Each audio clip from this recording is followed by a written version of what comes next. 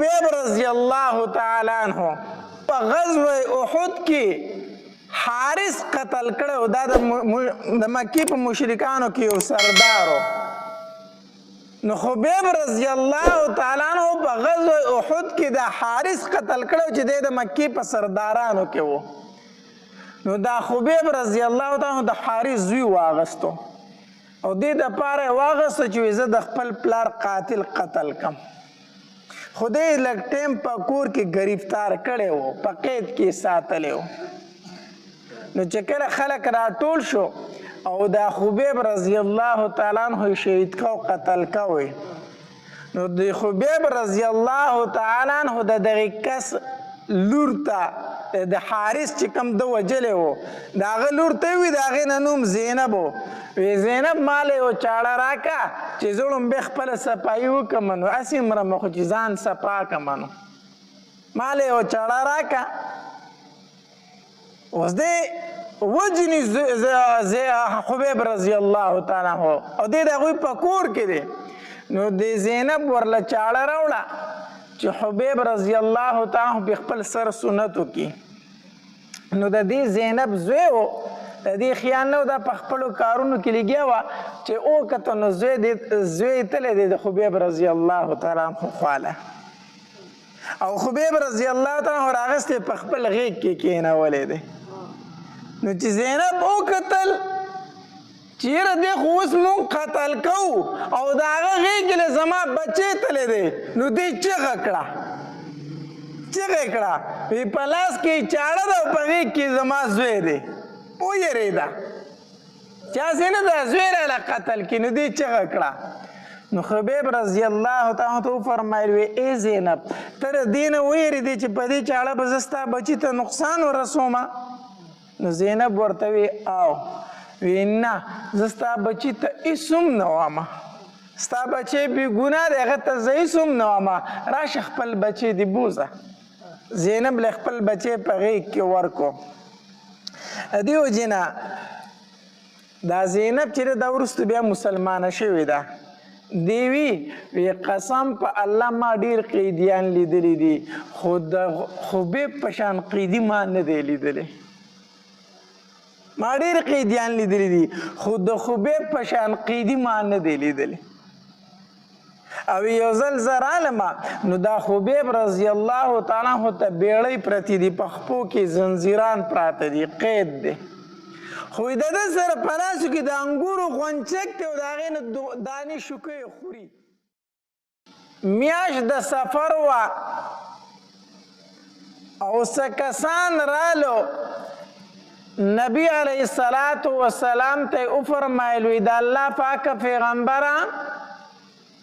زمونږ د قبیلې خلک مسلمان شوی دی، مونږ سره صحابه کرام ولیږه چې زمونږ قبیلې والو ته قرآن وښیي، د دین خبرې ورته وښیي. نبی علیه الصلاة والسلام د دې سره 10 کسان ملګري کړو. دا 10 کسان داسې وو چې دا په قرآن باندې پوه او د قرآن حافظان او د قرآن علم ورسره و. وی تاسو لاړ شئ د دې قبیلې والو ته دین وښیئ، قرآن ورته وښیئ. او د دې 10 کسانو امیر نبی علیه الصلاة والسلام عاصم بن ثابت رضی الله تعالی عنہ وګرځو. عاصم رضی الله تعالی عنہ ته وفرمایل وی ته د دې 9 کسانو امیر شوې. دوی روانو چې یو ځای ته ورسېدل چې هغې ته مقام د رجیع ویلی شي.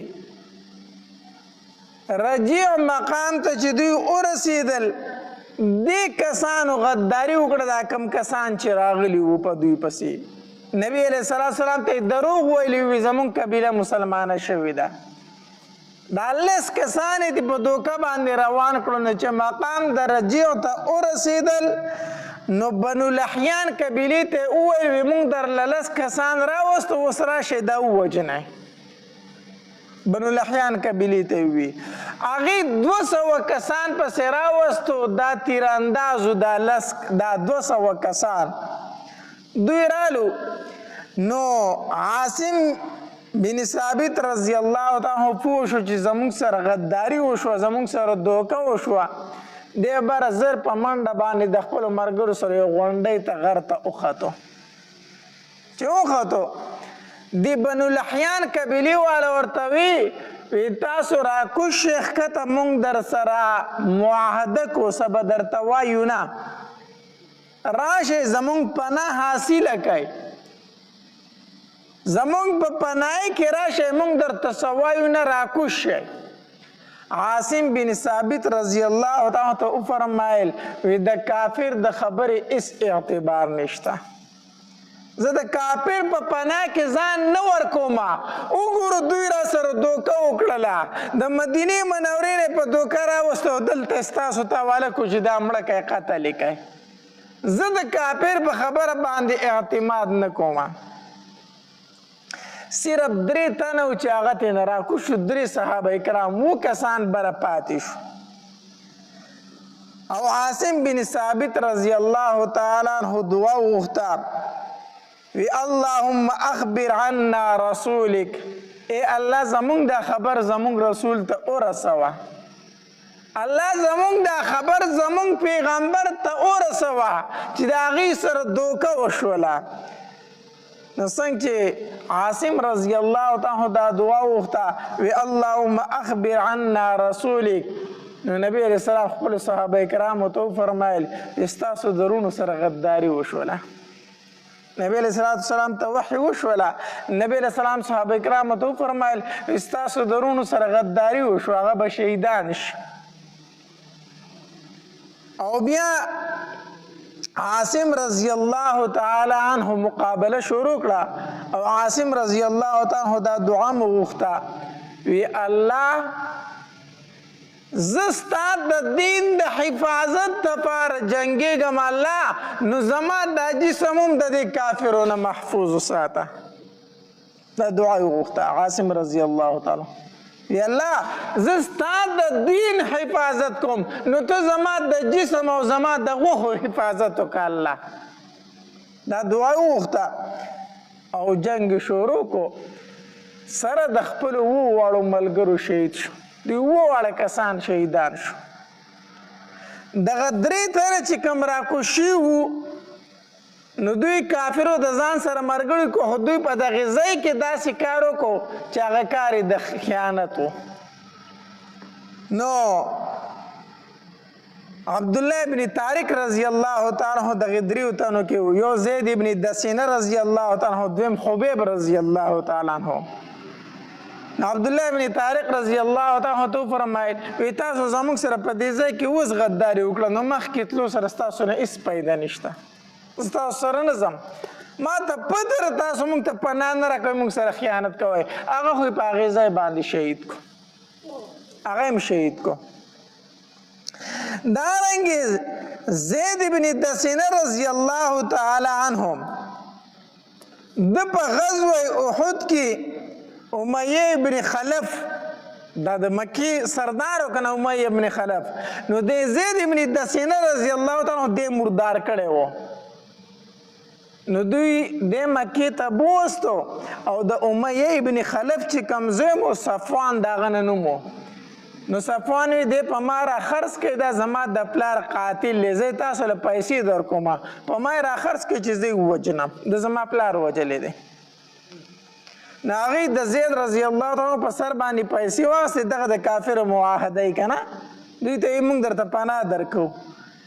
نو د زید ابن دسینه رضی الله تعالی په سر یې پیسې واخیستې او د امیه ابن خلف چې کوم ځای صفوان و هغه ته یې حواله کو صفوان داسې وکړو چې د مکې مکرمې خلک یې راټول کو وی ما د خپل پلار قاتل نیولی دی راځئ زه وجنم تاسو یې تماشه کوئ تاسو یې څه کوئ تماشه کوئ د مکې مکرمې نه یې بار ته ویستو او مقام تنعیم ورته وی هغې ته یې بوستو چې هغې ته یې بوست د مکې خلک ورته ګیر چاپېره ولاړ دی نو په دغې تماشګیرو کې ابو سفیان هم دی نو د ابو سفیان زید رضی الله تعالی ته فرمایي وی ای زیدستانه زه په دې ټایم کې یو تپوس کوم ته خو وجلی کېږي تا خو وجني اوس خو زه ستا نه یو تپوس کوم ستا دا خوښه نه ده چې ته ازاد شي او ستا په ځای باندې محمد قتل کړی شي صلی الله علیه وسلم ته آزاد شي او ستا هغه ملګری محمد ستا په ځای باندې قتل شي نو ستا داسې خوښه ده که خوښه نه ده نو زید رضی الله تعالی عنہ ته وفرمایل وی قسم په الله زه دا هم نه خوښومه چې زما د پیغمبر په لاس کې د ازغې مات شي او زه د روغ یم په دغه ځای کې زید رضی الله تعالی عنہ فانسی کو او ابو سفیان وی ډېره عجیبه مینه ده د محمد سره د خپلو ملګرو داسې مینه ما چرته نه ده لیدلې دا دوه تنه خو په دې طریقه باندې شهیدان کړو او دا دریم چې خبیب رضی الله تعالی عنہ په غزوه احد کې حارث قتل کړو دا د مکی په مشرکانو کې یو سردارو نو خبیب رضی الله تعالی عنہ په غزوه احد کې د حارث قتل کړو چې د مکی په سردارانو کې وو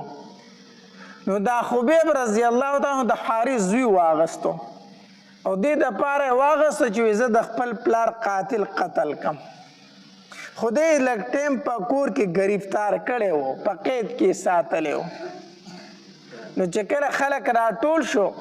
او دا خبیب رضی الله تعالی عنہ شهید کو قتل کوي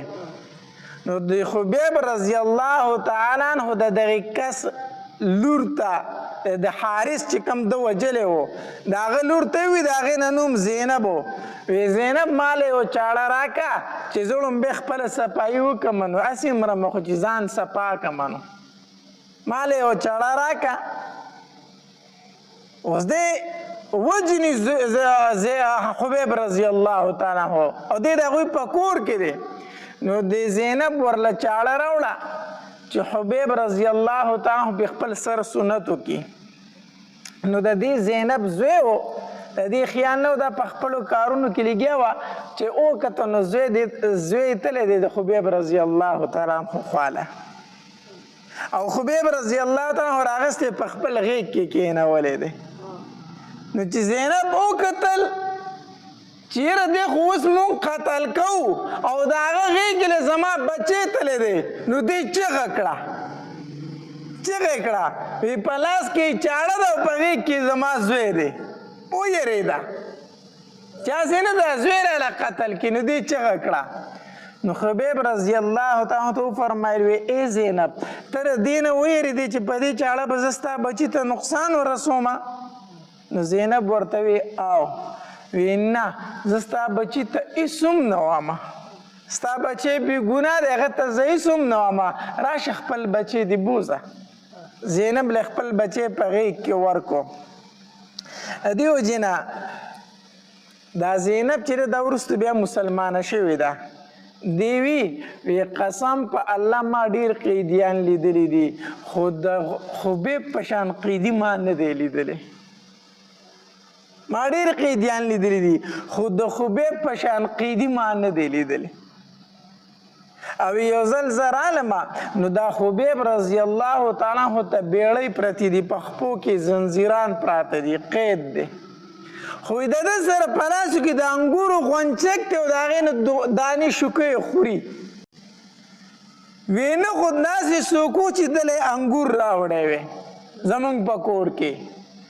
او نه دی په خپله تللی شو ځکه په خپو کې زنځیران پراته وو او نه دا موسم د انګورو و موسمم د انګورو نو په خپلم نشو تللی زنځیرانو ته پراته و تړلی خو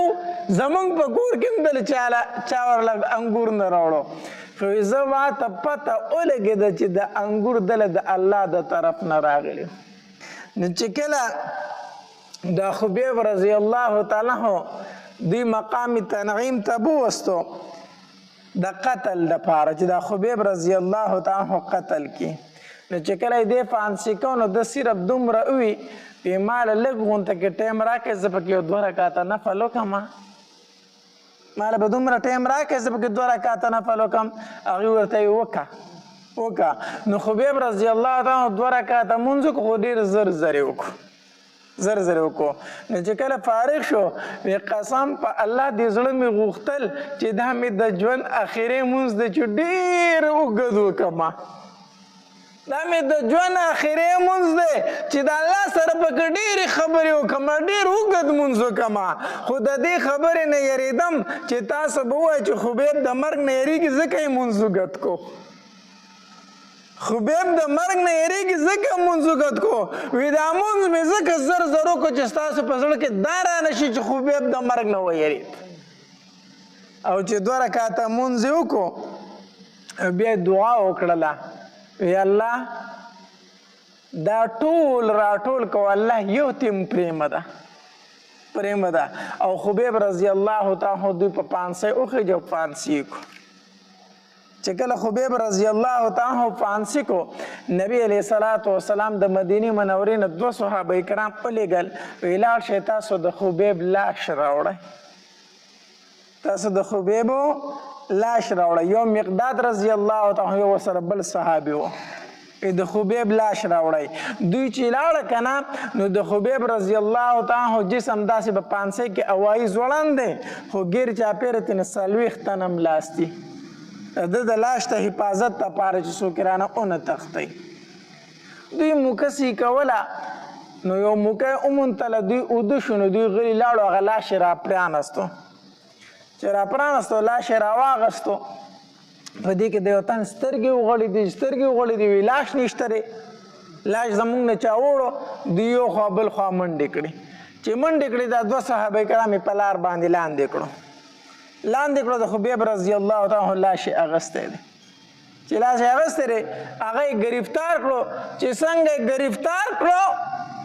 نو هغوی دا لاش زر په ځمکه کې مقداد رضی الله تعالی دا لاش راواغست زر په ځمکه کې کېښود چې کافر راغلو دا لاش یې روچاته و ځمکه وچاوده لاندې لاړ خبیب رضی الله تعالی ځمکه پرې رابنده شو بس د کافرو لاس له د لاشو ورنه راغی دارنګ عاصم بن ثابت رضی الله تعالی ما درته وی کنه چې کوم د دوی امیر مقرر شوی و نو د په غزوه احد کې د یوې ښځې 2 زامن مردار کړي وو د کافرو نو هغې ښځې دا ویلي وو وی کو د دې عاصم بن ثابت سر مال چاروړو زه به ورله 100 اوښان په انعام کې ورکومه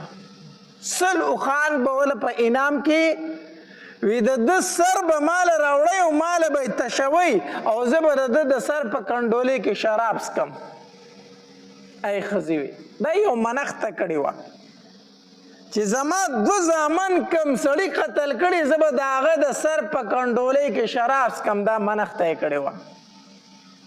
نو چې عاصم بن ثابت رضی الله تعالی شهید شو کنه نو د هر یو تن د ارمانو چې دا سر یې زه دغې ښځې له اوسم چې 100 اوښان خو په انعام کې والم کنه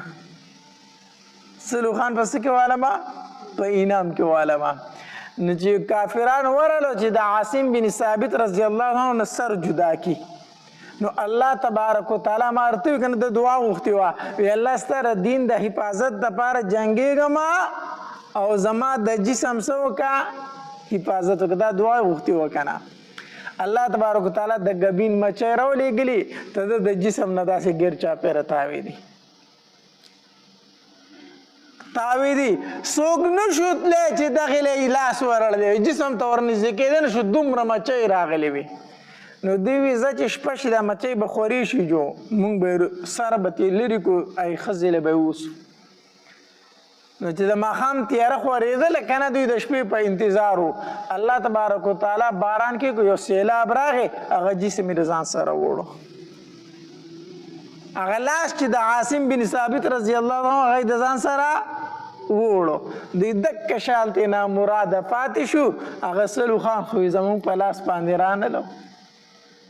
الله تبارک وتعالی د خپلو اولیاو د جسمونو بیا حفاظت کوي چې کله هغوی د الله نه غوښتي وي چې الله زما د جسم حفاظت وکړه دا دعا وغوښتي الله تبارک وتعالی بیا د هغې د جسمونو څه کوي حفاظت کوي نو خبیب رضی الله تعالی فرمایل وی ماله دومره ټایم راکړه چې زه پکې 2 رکعاته څه وکړمه مونځ وکړم. د دې وجې نه علما لیکي و چې کله تا ته پته ده چې مرګ مې رانږدې دی، د مرګ وخت مې رانږدې دی، نو دغې ټایم کې څه وکړه؟ مونځ وکړه. دغې ټایم کې څه وکړه؟ مونځ وکړه. دغه شانتې یو واقع د زید ابن حارثه رضی الله تعالی عنه سره هم راغلې وه. زید ابن حارثه رضی الله تعالی عنه د طایف ته تللی و، نو چې په واپسۍ سره راته نو څه سامان ورسره و. نو سامان ورسره و نو یو خچرې په کرایې باندې ونیوه، وی زه مکې ته ځمه نو په ده باندې به د خپله سودا مکې ته ورسم او تاله به کرایي درکمه. هغې مالک ورته وی ټیک د هغه مالک ورسره هم را روان شو. چې په لاره باندې راتله یو خوشي بیابان ته راورسېدل که نه، نو زید ابن حارثه رضی الله تعالی عنه وکتل چې هلته ډېر شی مړي پراته دي، ډېر شی مړي پراته دي. نو دغې مالک توره راواغېستله، د دغې خچر چې کوم مالک و هغه توره راواغېسته چې د زید رضی الله تعالی عنه سر ووی. نو زید رضی الله تعالی عنه پې پوه شو، صرف د دې سامان دپاره یې وجه چې دا سامان ترې واخلي کوم یې په خچر چې بار کړی دی، دې دپاره یې وجې. نو چې هغه توره راواغسته، نو زید رضی الله تعالی عنه ورته وفرمایل ما له ټایم راکړه چې زه صرف 2 رکعته مونځ وکړم، بیا ما ووجنه. ستا سره توره په لاس کې راځه تش لاس یم، خامخا مې وجنې، خو دومره ټایم راکړه چې زه یو 2 رکعته مونځ وکړم. هغه کس ورته په خندا شو، وی دا کوم چې پراته دي ټولو مونځونه کړي دي، خو دې مونځ نه دي بچ کړي، زه ته په کوم وکړه؟ بطور مسخره او بطور ټوکه ورته وی دا کوم چې ګیر چاپېره پراته دي دې ټولو مونځونه کړي خو مونځ نه دي بچ کړي، زه ته په کوم مونځ وکړه؟ نو زید بن حارثه رضی الله تعالی عنه 2 رکعاته مونځ وکړو. نو چې 2 رکعاته مونځ یې وکړو نو لاس یې اوچت کړو، یا ارحم الراحمین، یا ارحم الراحمین. دا دعا یې وغوښته چې دی وي دا اسم اعظم دی، ښه دا اسم اعظم دی، یا ارحم الراحمین. دا دعا یې وغوښته. نو د غیبو نه آواز وشو، وی دی قتل نه کې، دی قتل نه کې. نو هغه سړی لږ ویرېدو، شاته شو چې دا آواز د کوم طرفه راغېدل، د خو څوک شته دی نه، آواز ماته وشو چې دی قتل نه کې. لږ شاته شو، خو چې شاته شو بیا اراده د قتل وکړه. چې بیا قتل اراده وکړه نو زید رضی الله تعالی بیا د خولې نه ووتل، یا ارحم الراحمین. نو بیا آواز وشو، وی مه قتلوه دی. نو هغه سړی بیا شاته شو. چې بیا شاته شو، بیا لږ ساعت ولاړ دی، په 3م ځلې بیا اراده وکړه چې په زید رضی الله تعالی عنه څه وکړي؟ حمله وکړي. نو چې بیا یې توره اوچته کړه نو زید رضی الله تعالی عنه د خولې نه بیا وختل، وی یا ارحم الراحمین. چې دا چغې وخته، خولې نه وخته، څه ګوري چې یو کس په اس باندې را روان دی او نیزه ورسره په لاس کې او د نیزې د سر نه اور خیجي او په یو سپیډ کې راغی او الله اکبر چغې کړه. د دغې سړي په دې خېټه کې نیزه وموندله، اخوا یې ورته وکړو، کس یې مردار کړو. بیا زید رضی الله تعالی ته وفرمایل وی چې کله تا په اول ځل ووی که نه یا ارحم الراحمین، وی زه په 8م اسمان کې خو چې دوباره دې وی یا ارحم الراحمین، وی زه د دنیا اسمان ته را رسېدلی ومه. خو چې په 3م ځل دې وی یا ارحم الراحمین، وی زه ستا په خوا کې موجود ومه.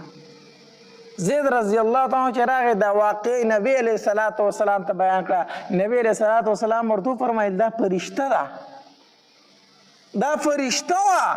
او بیا نبی علیه الصلاۃ والسلام وفرمایل وی کوم انسان چې 3 فیرې دا ووایي چې یا ارحم الراحمین،